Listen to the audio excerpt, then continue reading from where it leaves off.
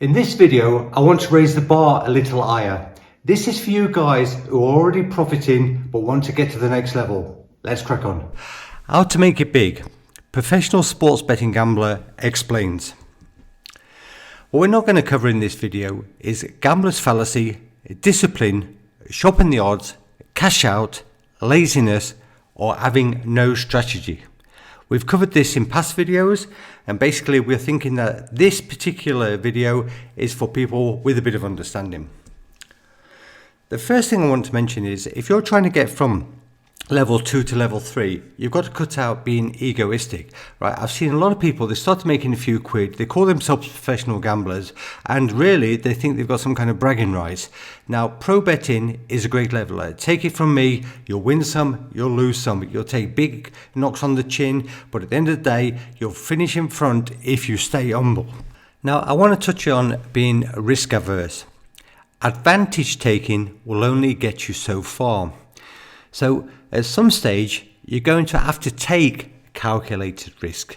I think every professional gambler in this world that has made it big will tell you about the big wins, you know, the ones that sort of took them up that snakes and ladders board to a much higher level.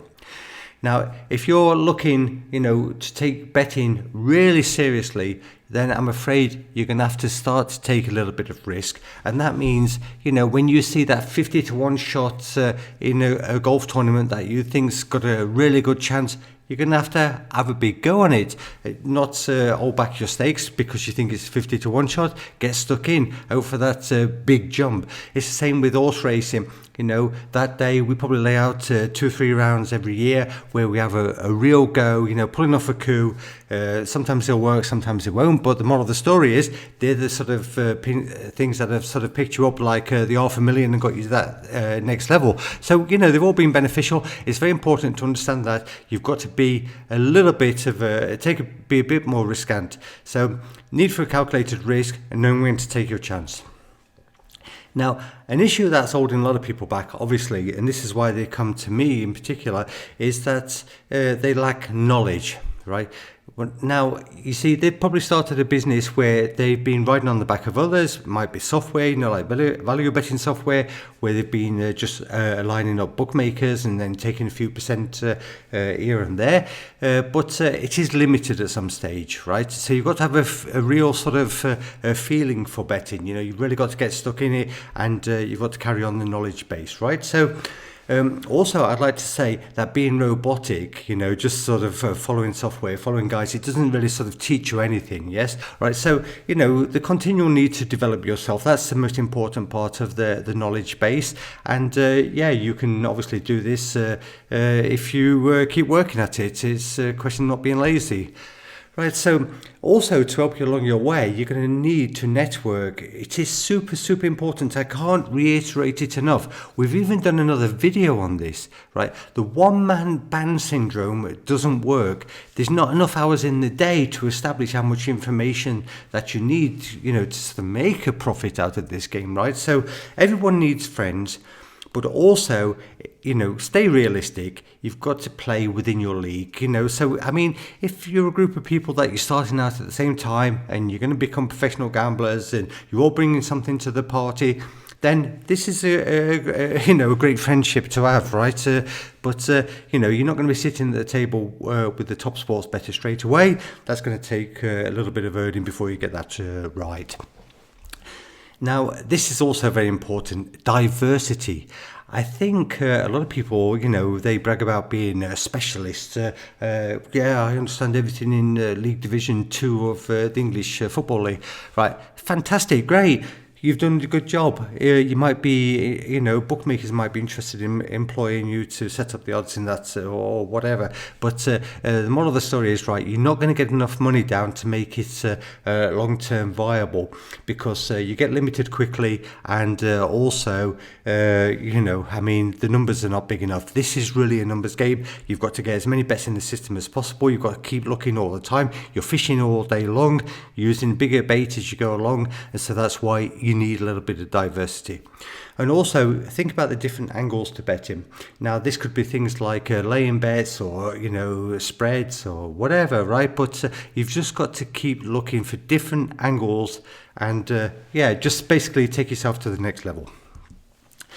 Now, a big issue that I have with people is that they don't want to pay their way, right? You get nothing for nothing in this game. The moral of the story is, right, we've all dug into our pockets. We're all happy to profit share if people are feeding you the right information. It's about feeding the beast at the end of the day, yes? So you influence growth by investing in things like software, data, information and services, right? You've really got to put your money back into the business to make that business bigger. It's just basically a question of using your cash flow efficiently and making it work for you. So also you create great loyalty by sharing profits. Something, if you give the postman a few quid every Christmas, he'll remember you, put you in the right light, and he'll make sure that your letters are in your post box. It's the same with creating loyalty in betting, that people will look after you if you know you're looking after them. Now, reverse engineering, I've touched upon this in other videos, but, we can all do things better, I think you'll agree, and even I will, right? It really is sometimes better to know your weakness than it is to know your strength, because your strength's going to continue to bring your profits, whereas the weakness is probably taken away from your profits. So you've got to try to figure that out, whether you're going to erase it altogether or become better at that. You've got to really understand that it's part of the reverse engineering process. So collect data, review performance, and it'll help you stay ahead of the game. It's all about reevaluating what you've done. While past performance doesn't guarantee future performance, it does give you a sort of overview of what to expect. Now, as in any business, you need to keep streamlining.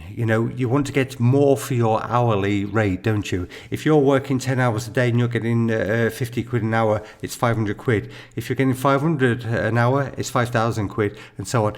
And the only way you're going to get up to that next level is to keep streamlining. And that means, you've got to start looking at things like how to get a better balance in your sort of daily work. What are you doing right? What are you doing wrong? What can you give out to third parties to do for you? How can you get information into the system? How can you use your day better? You've got to do this for obviously maximum efficiency, and if you use tools and whatever, you've got to just keep looking until you find actually the best tool for increasing your performance. Creating higher odds. How to catch the odds is very important. You've got to learn methods how to find and catch the best odds possible. Now, you might have to use alternative methods like middling, or even once you get really good at this, iceberging, reading the markets. Now that's a stock exchange term for basically, the software that's actually trying to tell you when to move in for the kill. And that's the same with the betting. There is tools out there, there are softwares, but you're going to have to develop yourself. You're going to have to think a little bit further down the line, right? And also you're going to have to get into negotiating prices. This means like, you're using betting exchanges, rather than take the two on offer, go and ask for 202. It's the same with if you're using brokers or agents. Instead of taking the two on offer, tell them to contact you when the odds have moved to 202, and so on, right? If it doesn't happen, then it's okay, because you're going to learn to say no. The thing is, everything has a price, and you have to also know when to walk away from that, from those odds, right? So, creating high odds for yourself, it's very important. Now, finally, I just want to touch upon something probably what you've not really heard of, much about, and that is anchoring. So, for example, irrelevant information. Now, you imagine that you've got all this information before you, right? But then you've got to try to put it in terms of what value is it to you. So, some of the stuff you can put a line through. Imagine a football player in midfield, who's probably played 10 of the 20 games that year, is out for that game, right? And somebody else is coming in. It's relevant information because that person's coming in is probably just as good. if Messi's missing and the replacement is somebody who's was in the reserve team last week, then obviously it's worth a few more points. But you've got to know when the information is relative and when it's not. And another thing is you've got to be very careful with confirmation bias. Now, you've got something in your head, you think this player's going to win, or you think that team's going to win, and now you want to go and convince yourself that that's going to happen. So you look at all the positives, right? But you're not really taking into consideration the other team. You're not taking into consideration the positives of the opponent in this in particular instance. So you've got to be very careful that you don't over-convince yourself. That's very important in professional betting. And finally on this one, basically, is the psychological bias. Yes, this is a deviation from the normal. You could even throw in, going back to one thing that I said I wasn't going to mention to start with, was the gambler's fallacy. If something's not happened for a while, but it should have happened, like throwing a coin, if it landed on heads 9 times, then you automatically think, okay, it must start to balance out now that the tail's coming. It's not true. The fact of the matter is that it's still a 50-50 chance, right? So, be careful with the psychological bias. And so if you start thinking along the right lines and, you can put anchoring into your mentality a little bit, it's going to help you out.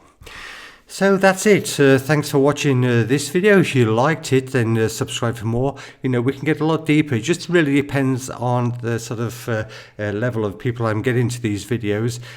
So, do make a comment if you feel it's appropriate.